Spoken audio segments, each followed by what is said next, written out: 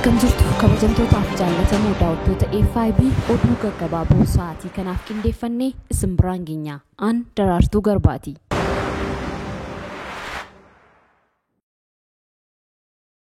Gareen shororkeessaa TPLF fi haleellaa eenyummaa irratti bu'uureffatee fi gochoota sarbama mirga namoomaa suukaneessaa biroo raawwachuu gabaasni Koomishinii Mirga Namoomaa Itoophiyaa fi dhaabbata mootummoota gamtoomanii waloon baasan ibseera. Koomishinii Mirga Namoomaa Itoophiyaa fi dhaabbata mootummoota gamtoomanii haleellaa sarbama mirga namoomaa kaaba Itoophiyaatti raawwate jedhame ilaalchisee gabaasa qorannoo har'a ifoomsaniiru. Onkoloolessa 24 bara 2013 humni addaa fi milishaan naannoo Tigraay raayyaa ittisa ajaja kaabaa irratti haleellaa raawwachuun mooraa waraanaa to'achuu gabaasichi ibseera. Humni addaa fi milishaan naannichaa garee Saamirii jedhamuun waamamuu Maayikaadiraatti lammiilee 200 haala suukaneessaan ajjeesuu eereera. Onkoloolessa 30 fi sadaasa 1 bara 2013 garichi saba Amaaraa 100 lakkaawaman ajjeesuu himeera. Gareen Saamirii jedhamu kun aangaa'ota naannoo fi milishaan deeggaramuun manarra naanna'uun lammiilee nagaa goraadee eeboo fi ulee fayyadamuun ajjechaa suukaneessaa raawwachuu gabaasichi agarsiiseera. Kanneen miliquuf yaalan ammoo meeshaa waraanaan ajjeesuu himeera. Ajjechaan kun iddoolee gimbii fi sarraatanyaa safar jedhamutti kan raawwatame ta'uu ibseera. Garichi baqattoota mooraa tursaa keessa jiranillee ajjeesuu gabaasichi eereera.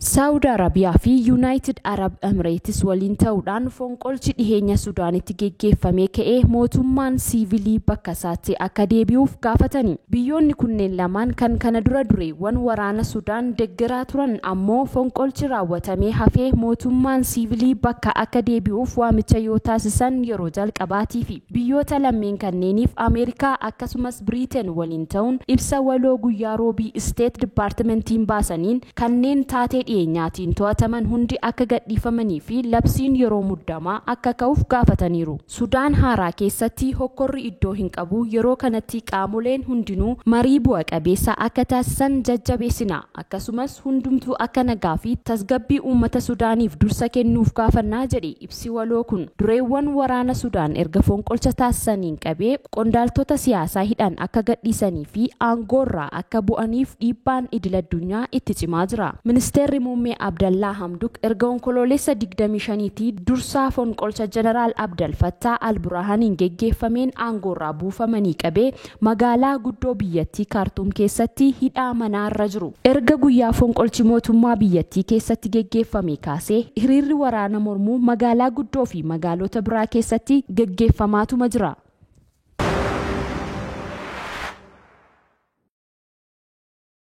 Awustiraaliyaa baadiyyaa keessatti daa'imni waggaa 4 baddee turtee guyyoota 18 booda lubbuun argamuushee poolisiin biyyattii beeksise. Daa'imni maqaan ishee Keelii Smith jedhamtu kun magaalaa Kaarnaariivoon jedhamtu keessatti ture kan ija maatii ishee jalaa miliqxe. Daa'imni kun miliquu hordofees poolisoonni guyyoota kana hundaaf hanga hijibbaatanitti barbaadani. Barbaachi poolisoonni osoo dadhabne hin jedhin taasisan lafatti hin hafne. Mucaan kun baddee guyyoota 18 booda argatani. Daa'imni kun mana nama umuriin isaa waggaa 36 ta'e tokkotti kan argamte yoo ta'u poolisoonni mana nama kanaa cabsanii seenuun lubbuu daa'imattii baraaranii namicha to'annoo jala oolchuun qorataa jiru. Poolisii Western Awustiraaliyaatti itti aanaa Koomishinara Kolonel Bilaanchi turan kan kana beeksisani. Daa'imni kun yeroo argamtetti gaaffiin jalqabaa isheef dhiyaate maqaan kee eenyu kan jedhu yoo ta'u miseensa poolisii tokkotti maqaa ishee himachuu koloneliin kun himeera. Daa'imni kun maatii ishee muddama cimaa keessa turan waliin kan wal argite yoo ta'u maatiin keenya hirratee ture amma guuteera jechuun haati daa'ima kanaa Eelii Smith fuula Instaagiraamii irratti barreessiteetti. Namichi daa'imni biratti argamte to'annoo poolisii jala oolfame kun ammoo maatii daa'ima kanaa waliin hariiroo kamiyyuu akka hin qabne ibseera.